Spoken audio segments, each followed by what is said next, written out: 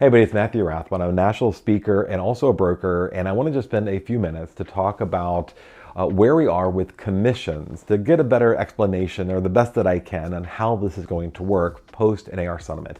Today is August 2nd. We are about 15 days out from nationally seeing most MLSs, but not all, change to a policy that would require for a buyer agent to get a written agreement before showing any property to their buyer. And that agreement will stipulate what compensation the buyer agent is going to receive from their buyer, as opposed to what has happened up until now, where the listing agent and seller had determined what the buyer agent was going to get compensated.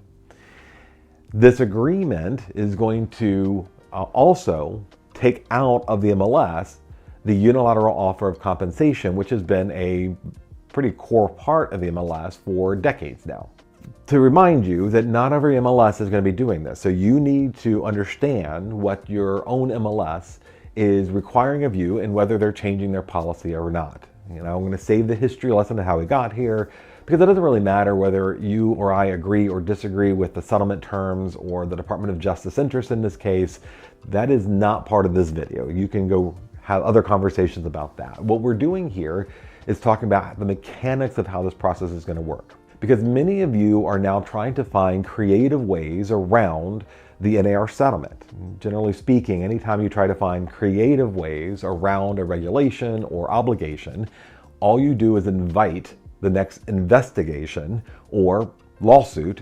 And I don't know about you, but most of us are not able to afford the representation we would need if the full weight of the federal government was to come at you, or in a class action suit. And so every one of these creative things, coded language on sign writers, little numbers written on key tags in the lockbox, a pillow in a house with a number on it, which makes no sense to me. All of those little things are just nothing more than an invitation for trouble. But also, the NAR settlement does not forbid a seller from offering concessions to the buyer for the buyer to make good on their obligations to all the parties they have obligations to their lender, to the settlement agency for title insurance, and now for their buyer representation. For decades, we have been negotiating on behalf of the lender to ask for the seller to pay the buyer's obligations to that party by way of closing cost concessions. Now we are simply adding to the closing costs our representation fee as buyer agents. And so the seller may or may not have pre-negotiated commissions or concessions with their listing agent. And the listing agent would then, through a directive in the listing agreement, be able to say, hey buyers, come buy this house. The seller is willing to help compensate whomever you have an obligation to in relation to the buying of the house.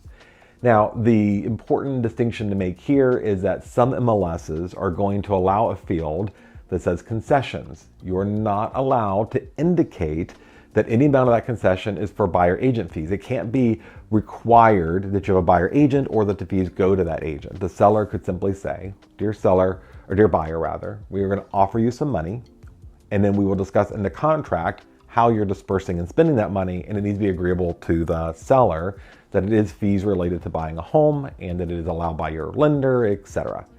Now, there are a whole lot of other questions that stem from that, and hopefully your brokers have been keeping you up to date, because we've had months and months and months to prepare for this. And the sad truth is, I am only now that it's becoming real in many MLSs across the country, seeing brokers go, maybe we should do something about this. That aside, moving forward, the practice will be for me to work with that buyer who has established what my compensation is going to be. And either the buyer can bring that money to the table if they have it, or they are permitted in the terms of the offer to ask the seller to give them a lump sum of money and then discuss how it's going to be allocated at the time of closing. It is not allowed to be offered through the MLS or any avenue related to the MLS, not through IDX to a listing website, not in realtor groups, not in the showing time service that may get their data. Anything that gets their data from MLS, it would not be permitted to state that there is a commission. However, you can state that there's a concession, that the buyer is able to take whatever money the seller is giving them and utilize it. And the question always comes up, Well, what if the seller won't pay any money towards closing, especially now when many of us, not all, but many of us are still in a seller's market? Well, then your buyer can't buy a home. And that is just the bottom line. The buyer will need to seek out a home that the seller is willing to negotiate. This does not preclude your ability as the buyer agent to contact the listing agent by text or email or phone call and go, is your seller willing to entertain my compensation? Are they willing to pay me to represent the buyer? The listing agent may or may not have determined that they will, that the seller will, and they may or may not have the right to tell you. If they say nothing at all or they don't respond at all, well, that's probably your answer, and you should just write the offer, and if the buyer wishes it, they can ask for the seller to compensate you in the offer to purchase.